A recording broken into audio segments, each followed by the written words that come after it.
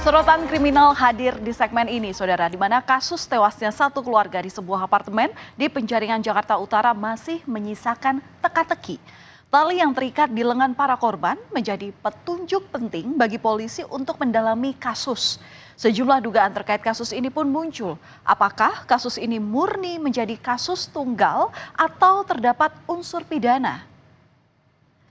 Polisi memeriksa 12 saksi terkait kasus sekeluarga yang jatuh dari lantai 22 apartemen di Penjaringan, Jakarta Utara. Salah satunya yakni supir taksi online yang sempat mengantar sekeluarga itu untuk pergi ke apartemen. Dari hasil pemeriksaan polisi, supir taksi online itu menyebutkan bahwa komunikasi dengan korban sangatlah natural dan tidak menunjukkan adanya kecemasan dari para korban.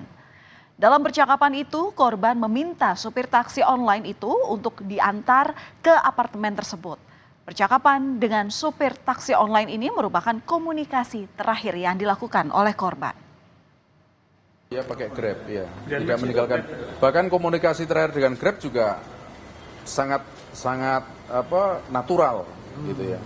Pesan yang baik-baik pada supir Grabnya kan sangat natural, tidak ada kecemasan, tidak ada apa. Dan saudara, inilah CCTV terakhir saat para korban datang ke apartemen dan langsung naik ke lantai 22 hingga ditemukan terjatuh bersama dengan tali yang terikat. Saat itu mereka datang ke apartemen pada pukul 16.20 waktu Indonesia Barat. Kemudian mereka berjalan ke dalam apartemen. Mereka kemudian menaiki lift ke lantai 21.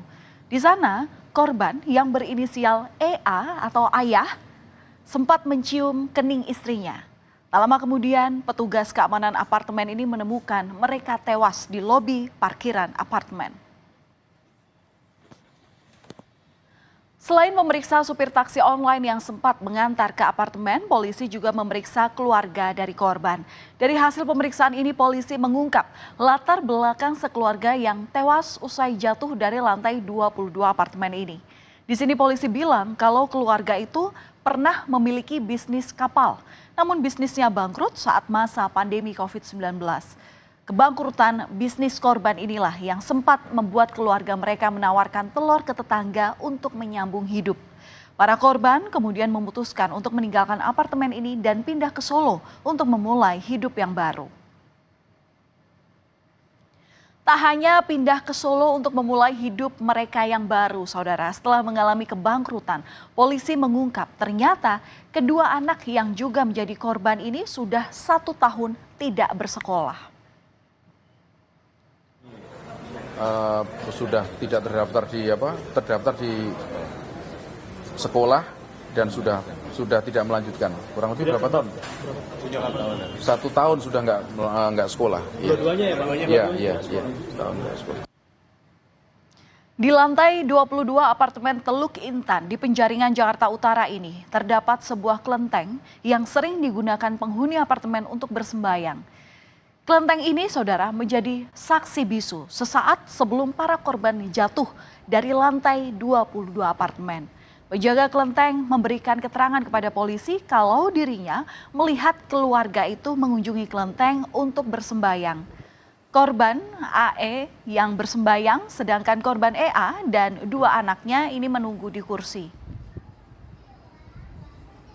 Dalam kasus tewasnya satu keluarga karena jatuh dari lantai 22 apartemen, polisi terus berupaya mengungkap kasus ini secara terang benderang.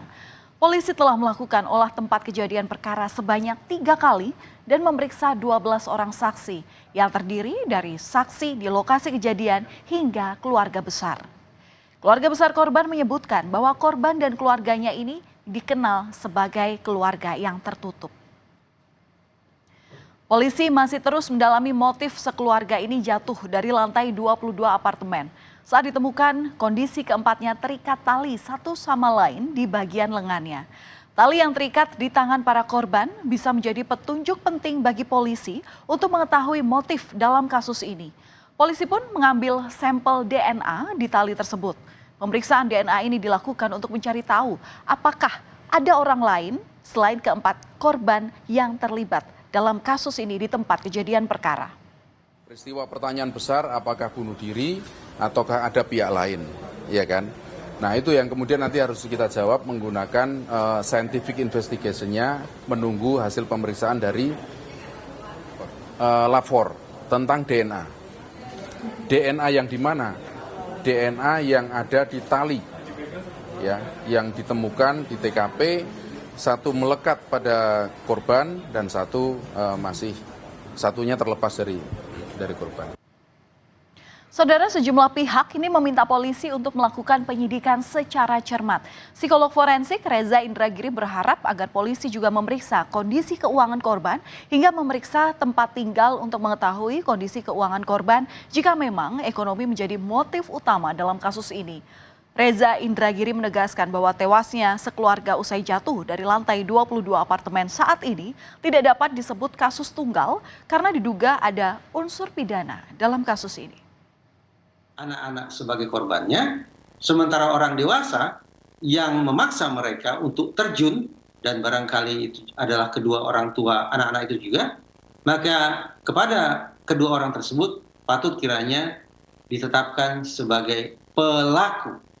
Jadi ini bukan kasus bunuh diri semata, tapi kasus bunuh diri dan kasus pembunuhan.